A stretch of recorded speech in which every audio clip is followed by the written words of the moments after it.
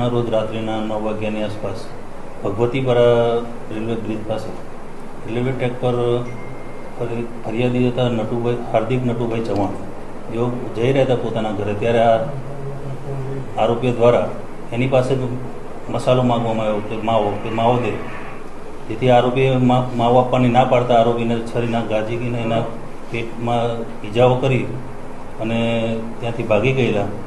જે બાબતની એમના બેન માસીની દીકરી છે જે એમની ફરિયાદ લેતા BNS કલમ 109(1) મુજબ ફરિયાદ દાખલ કરવામાં આવેલી. ત્યારબાદ આ આરોપીઓ ત્યાં પારેવડી ચોક પાસેથી રિક્ષામાં બેસીને ગ્રીનલેન્ડ ચોકડી ગયેલા.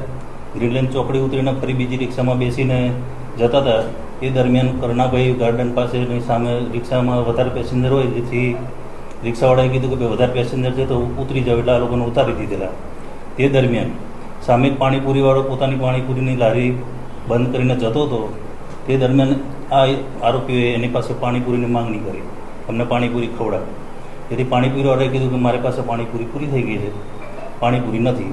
પછી જેથી એને છરી બતાવી અને એની પાસે જે હતો એ આપી દીધો. એના ખિસ્સામાંથી 1500 રૂપિયા અને એનો મોબાઈલ લૂંટી લીધેલો અને એને ત્યાં છરી મારી અને પછી આગળ ગયા. સામે જતા એક બીજા હિતેશભાઈ ડાંગર હતા, એને પણ રોકી અને છરી બતાવીને કીધું કે ભાઈ જે હોય તારી પાસે તે આપી દે.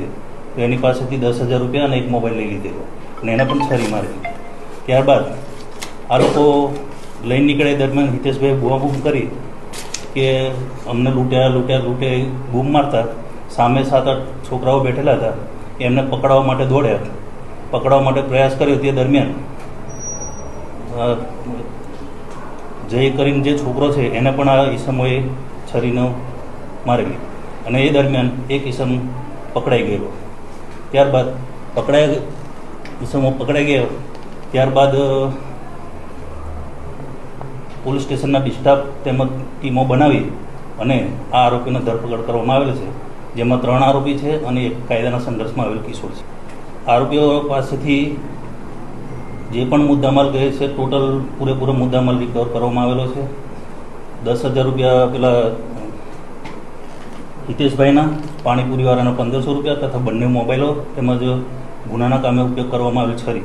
9 વાગ્યાથી સ્ટાર્ટ કર્યું, લગભગ એમને 10:30 પોણા 11 સુધી આ ઘટનાઓનું ચાલ્યું. હાલ હજુ તપાસ ચાલુ છે. આરોપી અટક કર્યા છે, પણ ઈ ગુજકોપમાં સર્ચ કરતા હાલ સુધી એમનો કોઈ ગુનાહિત ઇતિહાસ હતો. બસ લૂંટો જ કરવાનો ને એ કરવાનું. પહેલી વખતમાં ગુનો કરેલો હાલ તો જણાય છે, પરંતુ બીજા કોઈ ફરિયાદી આ બાબતની જાણ થયા બાદ કોઈ આવે કે આ લોકોએ કોઈ અમારી સાથે કૃત્ય કરેલું છે આ પ્રમાણે, એવું કંઈ જાણવામાં આવશે તો એની પણ તપાસ કરવામાં આવશે. તેમજ જો હાલ આરોપીઓની ઓળખ પરેડ કરવાની બાકી છે, એનું રિકન્સ્ટ્રક્શન પંચનામું કરવાનું બાકી છે, જેથી નામદાર કોર્ટમાંથી એમના વધુ દિવસના રિમાન્ડ મેળવી આગળની તપાસ કરવામાં આવશે.